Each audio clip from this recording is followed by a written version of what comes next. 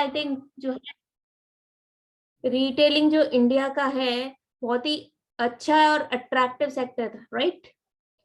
वो इतना अट्रैक्टिव था कि हर कोई बंदा अपना शॉप, अपना सब कुछ अपना ओन करना चाह रहा था।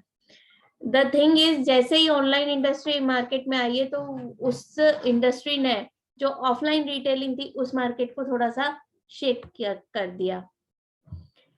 अदरवाइज रिटेलिंग इतना अट्रैक्टिव मार्केट था कि बहुत, मतलब ये समझ लीजिए रिटेलिंग में लोग बहुत अच्छे अच्छे मार्जिन जो है अर्न कर लेते थे। आपको एक चीज बताती हूँ, जैसे कि आप सपोज कोई भी गुड्स बल्क में लेते हैं एंड आप किसी एक कंपनी की लेते हो तो आपको रिटेलिंग में एक फायदा मिलता है कि आपको खुद को मार्केटिंग ज्यादा करनी नहीं पड़ती, क्योंकि ऑलरेडी जो वो बंदा मैन्युफैक्चरर है वो उसको इंट्रोड्यूस, उसको ब्रांडिंग उसकी वहां से चल रही होती है। आपको तो बस ये समझ लो उस प्रोडक्ट को मार्केट में सजा के रखना है कि that we have this product and it is quite, मतलब आपको जितना से ज्यादा से ज्यादा आप अट्रैक्टिव तरीके से प्रेजेंट करेंगे then it will attract customers.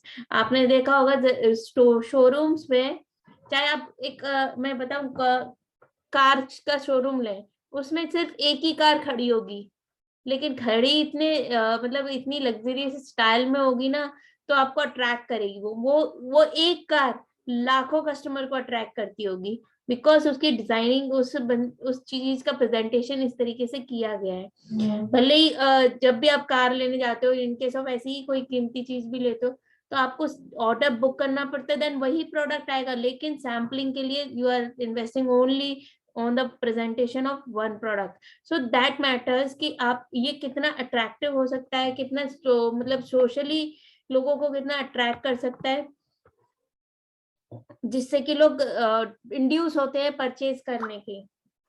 Then आता है आपका व्हाट इज लिबरलाइजेशन। आपने सुना है लिबरलाइजेशन?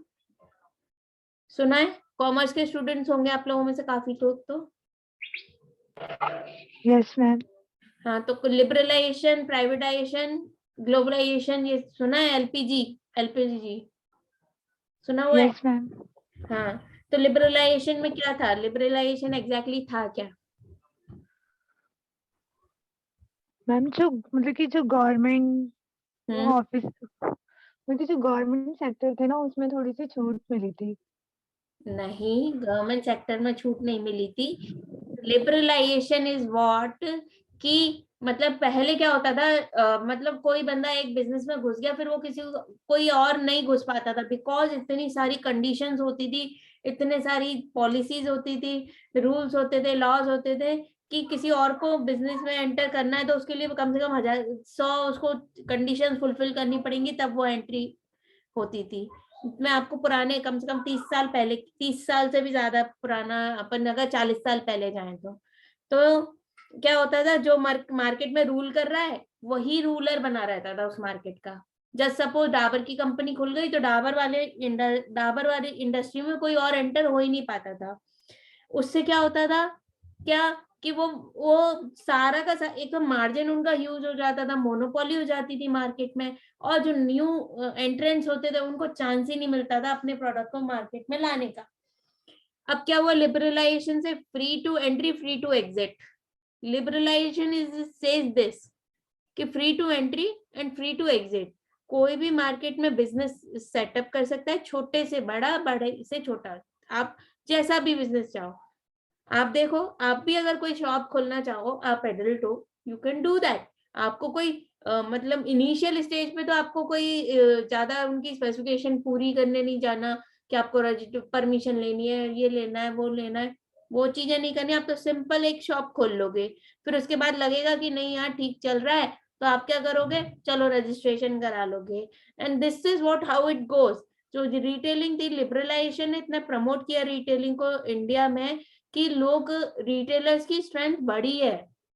रिटेलर्स, हर चीज के रिटेलर्स बढ़े हैं, चाहे वो कोई भी चीज हो, चाहे वो रेडी टू यूज हो, चाहे रेडी टू, मतलब आप ये समझ लीजिए कहीं और सप्लाई होने, इनपुट किसी और चीज के लिए इनपुट का काम करती हो। तो लिबरलाइजेशन का कंसेप्ट क्लियर हुआ कि लिबरलाइजेशन से फायदा क्या हुआ? Now everyone was free to get into the business, right? Now अच्छा, आप लोगों ने प्राइवेटाइजेशन भी सुना होगा. प्राइवेटाइजेशन क्या होता है? बताओ. आप लोग अपनी ओपिनियन बताया करो. मैं यहाँ पे टेस्ट नहीं ले रही हूँ. मैं आप लोग को करेक्ट कर दूंगी. अभी आप लर्नर हो तो डरा मत करो. बताओ क्या समझते हो. बताओ प्राइवेटाइजेशन क्या होता है. Any idea? अच्छा, एक चीज और आपसे कहूंगी. आप लोगों ने ये चीज देखी होगी, रिटेल का जो पहले कंसेप्ट चलता था. पहले अगर हमें जनरल स्टोर का सामान लेना होता था, हम कहाँ जाते थे? जो हमारे नियर बाय जो भी स्टोर होता था उस पर चले जाते थे और उसको स्लिप दे देते थे, वो सामान निकालता चला जाता. राइट? यही होता था. Ma'am it's in the privatisation में प्राइवेटाइजेशन के अंदर है. नहीं, मैं आपको बता रही हूँ और चीजें बता रही हूँ इसकी. प्राइवेटाइजेशन का जवाब आप मुझे दोगे. प्राइवेटाइजेशन का क्वेश्चन. मैम प्राइवेटाइजेशन तो मैम जो बंदे अपना जैसे कोई प्राइवेट चीज ऑन करते हैं, आई थिंक सो. नहीं, यहाँ पे मैं आपको ओनरशिप. देखो, प्राइवेट ओनरशिप होती है, लेकिन द थिंग इज, जैसे जस्ट सपोज आपको एक फुल टू एग्जांपल देती हूँ, full fledge example non privatization का. ये है इंडियन रेलवेज. इंडियन रेलवेज जो है कंप्लीटली गवर्नमेंट ओन्ड है. आप देख लो from the beginning to the end. आप देख लो कहीं भी उसमें जो प्राइवेटाइज उन्होंने क्या किया, फूड आउटलेट प्राइवेटाइज कर दिए, बुक्स आउटलेट प्राइवेटाइज कर दिए. प्राइवेटाइजेशन हो रहा है, लेकिन उसका operation was fully government owned. Right? ये हो गया गवर्नमेंट का एग्जांपल. अब प्राइवेटाइजेशन का सुन लो. वो ये हमारा जो IGI एयरपोर्ट है, हमारा इंडियन एयरलाइंस, मतलब इंडियन एयर सिस्टम, एयर जो भी है, आप उसको देखो.